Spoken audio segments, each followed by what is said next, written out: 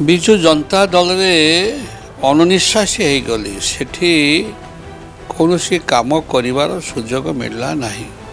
ଯଦି ମୋ ବିଧାୟକ ଥିଲେ, କିନ୍ତୁ ସେଇ ସଂଗଠନଟା ସବୁବେଳେ ବିରୋଧ କଲା ଏବଂ ସେ ବିଷୟ ବାରମ୍ବାର ମଧ୍ୟ ହାୟାର ଅଥରିଟିକୁ କୁହାଗଲା।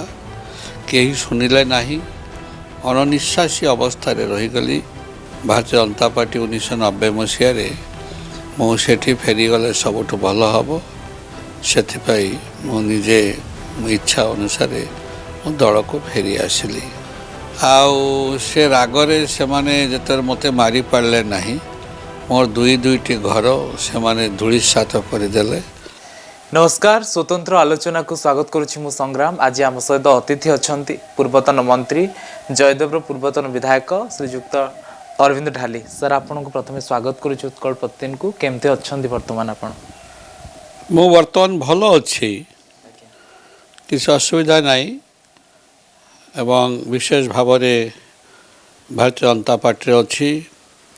ଦଳୀୟ କାର୍ଯ୍ୟକ୍ରମ ଯେତେବେଳେ ଯାହା ଦଳ ଦେଉଛନ୍ତି ସବୁ ଠିକଠାକ୍ ଭାବରେ କରୁଛି। जयदेवर पूर्वतन विधायक थिले एवं पूर्व वर्ष ई मार्च 3 तारिख रे आपण भारतीय जनता पार्टी रे योगदान करथिले। कि भली थिला, काहे कि आपण भाबिले नाही मु दल परिवर्तन करबा एबे निहाती दरकार अछि? ବିଜୁ ଜନତା ଦଳରେ ଅଣନିଶ୍ୱାସୀ ହେଇଗଲି। ସେଠି କୌଣସି କାମ କରିବାର ସୁଯୋଗ ମିଳିଲା ନାହିଁ। ଯାହା ବି କରୁଥିଲି ସବୁବେଳେ ବିରୋଧ କଲେ। ତାଙ୍କର କିଛି ଗୋଟେ ପାରାଲାଲ ସଂଗଠନ ସେଠି ବିଜୁ ଜନତା ଦଳରେ ଥିଲା। ଯଦି ମୋ ବିଧାୟକ ଥିଲେ, କିନ୍ତୁ ସେଇ ସଂଗଠନଟା ସବୁବେଳେ ବିରୋଧ କଲା ଏବଂ ସେ ବିଷୟ ବାରମ୍ବାର ମଧ୍ୟ ହାୟାର ଅଥରିଟିକୁ କୁହାଗଲା। କେହି ଶୁଣିଲେ ନାହିଁ। ଅଣନିଶ୍ୱାସୀ ଅବସ୍ଥାରେ ରହିଗଲି। ଆଉ ସେଠି କୌଣସି ସ୍ୱାଧୀନତା ରହିଲା ନାହିଁ। ସେଥିପାଇଁ ଚିନ୍ତା କଲି, ଯେଉଁ ଦଳରେ ମୁଁ ଜୀବନ ଆରମ୍ଭ କରିଥିଲି ଭାରତୀୟ ଜନତା ପାର୍ଟି 1990 ମସିହାରେ, ମୁଁ ସେଠି ଫେରିଗଲେ ସବୁଠୁ ଭଲ ହେବ।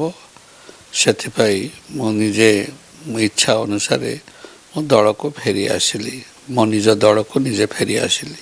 एबे भारतीय जनता पार्टी आपन को स्थिति की गुरुत्व मिलुछि? पूर्वर जेमती मिलुथला, जोठो आपण कहउतिले मु कार्य आरंभ करथिली, सेमती लोकप्रियता आपनकर अछि? सेमती नेता मंत्री माने आपन को मध्य कोनसी कथारे पचारछन एमती? ସବୁଠୁ ଗୁରୁତ୍ୱପୂର୍ଣ୍ଣ ଜିନିଷ ହେଲା କ'ଣ, ମୁଁ ଦେଖିବାକୁ ଗଲେ ବର୍ତ୍ତମାନ ଭାରତୀୟ ଜନତା ପାର୍ଟିର ସବୁଠୁ ପୁରୁଣା କର୍ମକର୍ତ୍ତା। ଆମେ 3 ଜଣ ଥିଲୁ।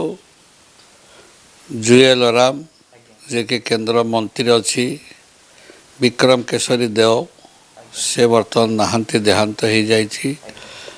ଆମେ 3 ଜଣ ଥିଲୁ। ସେମାନେ 1990 ମସିହାରେ ଆସିଲେ। ମୁଁ 2 ବର୍ଷ ବାଇ ଇଲେକ୍ସନରେ ଆସିଲେ, 92 ମସିହାରେ ଆସିଲି ମାଲକାନଗିରିରୁ। ତ ସେବେଠୁ ଆସିଲା ପରେ ବହୁତ ଘାତ ପ୍ରତିଘାତ ଭିତରେ ଦେଇ ନକ୍ସଲ ସହିତ ସଂଘର୍ଷ କରି କରି ଆମେ ସେଠୁ ବାରମ୍ବାର ଜିତିଲୁ, ମନ୍ତ୍ରୀ ହେଲୁ। ଏବଂ ତାପରେ ଯେତେବେଳେ ସେ ସିଟ୍, ମାଲକାନଗିରି ସିଟ୍ ତାକୁ ଆଦିବାସୀ ହେଇଗଲା, ସେତେବେଳେ ମୁଁ ସେଠି ଲଢ଼ିବାର ସୁଯୋଗ ପାଇଲେ ନାହିଁ। ଆଉ ସିକ୍ୟୁରିଟି ଦୃଷ୍ଟିରୁ ମୋତେ ମାଲକାନଗିରି ପରିତ୍ୟାଗ କରିବାକୁ ପଡ଼ିଲା। କାରଣ ନକ୍ସଲ ମାନେ ମୋତେ ତ ଟାର୍ଗେଟ୍ କରିଥିଲେ। ଅଳ୍ପ ପାଇଁ ବଞ୍ଚି ଯାଇଥିଲି ଯେତେବେଳେ ମୁଁ ମନ୍ତ୍ରୀ ଥିଲି। ଆଉ ସେ ରାଗରେ ସେମାନେ ଯେତେବେଳେ ମୋତେ ମାରିପାରିଲେ ନାହିଁ, ମୋର ଦୁଇଟି ଘର ସେମାନେ ଧୂଳିସାତ କରିଦେଲେ। ତାପରେ ବାଧ୍ୟ ହେଇକରି ମୁଁ ଦେଖିଲି ଜୀବନର ନିରାପତ୍ତା ପାଇଁ ମୁଁ ଭୁବନେଶ୍ୱର ରହିଗଲି ଏବଂ ଭୁବନେଶ୍ୱର ସେଟେଲ୍ ହେଇଗଲି ଏକ ପ୍ରକାର। ତ ଯଦି ସେ ସିଟ୍ଟା ଆଦିବାସୀ କରିନଥାନ୍ତା, ତାହେଲେ ବୋଧେ ଜୀବନର ଅନ୍ତିମ ସମୟ ଯାଏ ମାଲକାନଗିରିରୁ ନିର୍ବାଚିତ ହେଇଥାନ୍ତି।